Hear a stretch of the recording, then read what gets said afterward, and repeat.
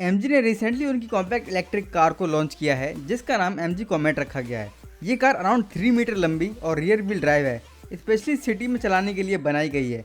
इन सब को सुनने के बाद आपको कोई और कार याद आ रही है जो कि रियर व्हील ड्राइव थी और 3 मीटर के अराउंड थी एंड सिटी में चलाने के लिए बनाई गई थी?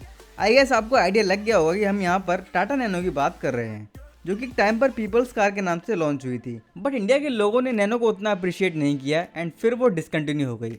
हाँ, नैनो एक पेट्रोल कार थी जहाँ पर एमजी कॉमेट एक इलेक्ट्रिक कार है। बट उस टाइम इलेक्ट्रिक कार आती भी कहाँ थी, क्योंकि नैनो 2008 में लॉन्च हुई थी and last Nano Gen X 2018 में डिसकंटिन्यू हुई थी। बट क्या टाटा नैनो उनके टाइम के हिसाब से बहुत आगे थी, या एमजी कॉमेट वाले भी टाटा नैनो वाली सेम हिस्ट्री रिपीट कर रहे हैं? चलिए एमजी कॉमेट को टाटा नैनो से कंपेयर करके देखते हैं कि क्या नैनो बेटर थी उस टाइम पे। सबसे पहले बात कर लेते हैं डायमेंशन की। टाटा नैनो की लेंथ 3164 mm थी, जहाँ पर एमजी कॉमेट की लेंथ 2974 mm है। टाटा नैनो की विड्थ 1750 mm थी, जहाँ पर एमजी कॉमेट की विड्थ 1505 mm है। टाटा नैनो की हाइट 1652 mm थी, जहाँ पर कॉमेट ईवी की हाइट 1640 mm है। टाटा नैनो का व्हील बेस 2230 mm था एंड कॉमेट ईवी का व्हील बेस 2010 mm है। सो ऑलमोस्ट सारे डायमेंशन में नैनो बड़ी थी एमजी कॉमेट से, या फिर कह सकते हैं कि एमजी कॉमेट नैनो से थोड़ी छोटी कार है।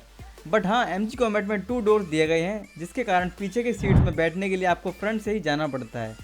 एंड एमजी कॉमेट की पीछे की सीट उतनी ज़्यादा स्पेशियस एंड कंफर्टेबल भी नहीं है, जहाँ पर नैनो में ज़्यादा व्हील बेस मिलता है एंड रियर पैसेंजर के लिए अलग से डोर भी मिलते हैं, जिसके कारण नैनो की रियर सीट ज़्यादा कंफर्टेबल एंड स्पेशियस थी। सो एमजी कॉमेट ईवी नैनो से छोटी है, बट ट्रैफिक या पार्किंग में ये उतना डिफरेंस नोटिस नहीं होगा। But practically wise nano spacious and better थी। अब बात करते हैं पावर के बारे में। टाटा नैनो में आपको 624 सीसी का 4 सिलेंडर पेट्रोल इंजन मिलता था, जो 37 bhp की पावर एंड 51 Nm का टॉर्क प्रोड्यूस करता था, जहाँ पर एमजी कॉमेट ईवी में आपको इलेक्ट्रिक मोटर मिलती है जिसमें 41 bhp की पावर एंड 110 Nm का टॉर्क प्रोड्यूस होता है। सो bhp वाइज दोनों पावर फिगर्स में ज़्यादा डिफरेंस नहीं लग रहा होगा, बट टाटा नैनो का 2 सिलेंडर इंजन बहुत ही नॉइजी एंड अनरिफाइंड था एंड पिकअप में भी बहुत ही स्लो था। जहाँ पे एमजी कॉमेट ईवी एक इलेक्ट्रिक कार है, जहाँ पर आपको 110 Nm का टॉर्क इंस्टेंट स्टार्ट से ही मिलता है, जिससे 41 bhp का पावर भी ज़्यादा अंडरपावर्ड नहीं लगेगा। एंड इलेक्ट्रिक कार होने के कारण रिफाइनमेंट में कोई इशू नहीं होगा एंड ना ही कोई नॉइज होगा। सो क्लियरली नैनो वाली मिस्टेक यहाँ पर रिपीट नहीं हुई है। बट मे बी फ्यूचर में टाटा नैनो भी ईवी का वर्जन लॉन्च कर दे, तो नैनो में जो भी इंजन का प्रॉब्लम था वो सॉल्व हो जाएगा, बिकॉज इलेक्ट्रिक कार में टाटा की कार बहुत ही साइलेंट एंड रिफाइंड होती हैं। अब बात करते हैं एक्सटीरियर की। तो एक्सटीरियर डिज़ाइन वाइज दोनों ही कार का डिज़ाइन टोटली डिफरेंट है। एमजी कॉमेट ईवी एकदम बॉक्सी शेप में आती है, जहाँ पर नैनो राउंड शेप में आती है। सो दोनों में लुक वाइज आपको कौन सी कार ज़्यादा बेटर लगती है वो आपके पर्सनल चॉइस पर डिपेंड करता है। But nano almost 10 year old पुरानी कार होने के बाद भी उतनी ऑड एंड अजीब नहीं लगती, but MG comet new car होने के बाद भी थोड़ी अजीब लगती है because of boxy design. But still again ये आपके पर्सनल चॉइस पर डिपेंड करता है। बट नैनो में आपको 12 इंच के स्टील व्हील मिलते थे एंड एमजी कॉमेट में भी आपको 12 इंच के व्हील्स मिलते हैं। नैनो में आपको चारों व्हील में ड्रम ब्रेक मिलते थे, जहाँ पर एमजी कॉमेट में फ्रंट में डिस्क ब्रेक मिलते हैं। एंड एमजी कॉमेट ईवी में सारी लाइट एलईडी मिलती हैं, चाहे वो हेडलाइट हो या टेल लाइट, जहाँ पर नैनो में सारी लाइट हेलोजन मिलती थी। एंड एमजी कॉमेट ईवी में एलईडी डीआरएल भी मिलती है, जो आपको नैनो में नहीं मिलते थे।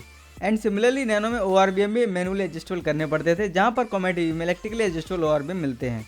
एंड नैनो में रियर डिफॉगर नहीं मिलता था, जहाँ पर आपको कॉमेट ईवी में मिलता है। बट हाँ, जैसे हमने स्टार्ट में कहा कि नैनो 4 डोर में मिलती थी, जिससे कि रियर सीट में एंटर होना ईजी रहता था एंड 5 लोग भी कंफर्टेबली बैठ जाते थे, जहाँ पर एमजी कॉमेट ईवी में 4 लोग ही बैठ पाते हैं, वो भी उनको आगे से एंटर करना पड़ता है। एंड रियर सीट में कंफर्ट एंड स्पेस भी कम है। सो प्रैक्टिकली वाइज भले ही नैनो बेटर थी, but exterior and feature wise obviously new comet EV ज़्यादा बेटर है।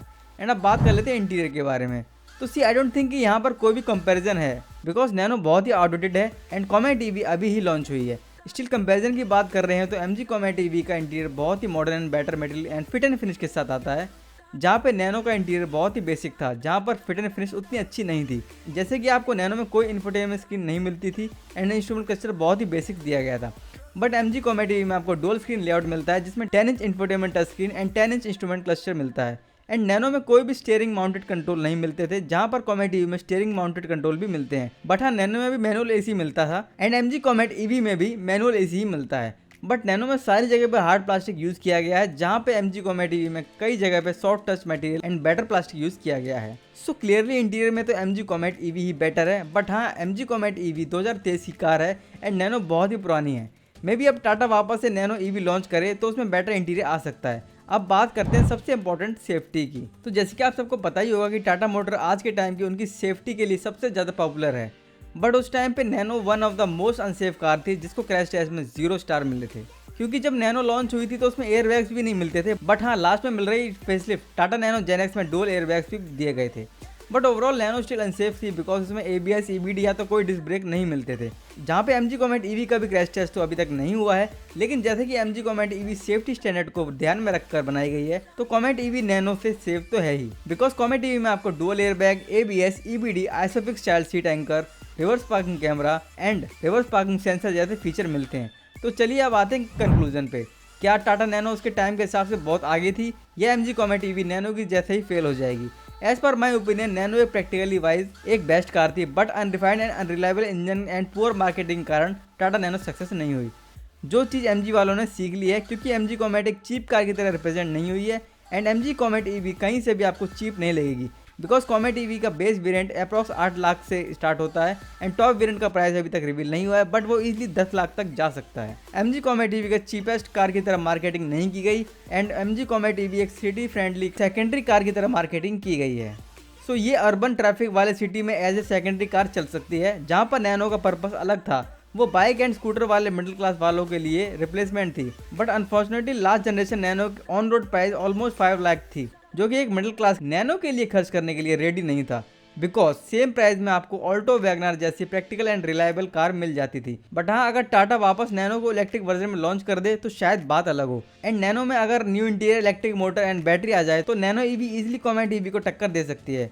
बट अभी तक नैनो EV का कोई कंफर्म न्यूज़ नहीं है। I hope MG comet EV के लॉन्च के बाद टाटा मोटर भी नैनो EV का प्लान जरूर करे, बिकॉज नैनो EV कई तरह से MG कॉमेट से ज़्यादा प्रैक्टिकल सिटी कार बन सकती है। तो दोस्तों, क्या आपको लगता है कॉमेट EV को टक्कर देने के लिए टाटा अपनी नैनो कार का EV वर्जन लॉन्च करेगी? कमेंट में अपनी राय जरूर दें। अगर आपको इन्फॉर्मेशन अच्छी लगी तो वीडियो को लाइक करके चैनल को सब्सक्राइब जरूर कर लें।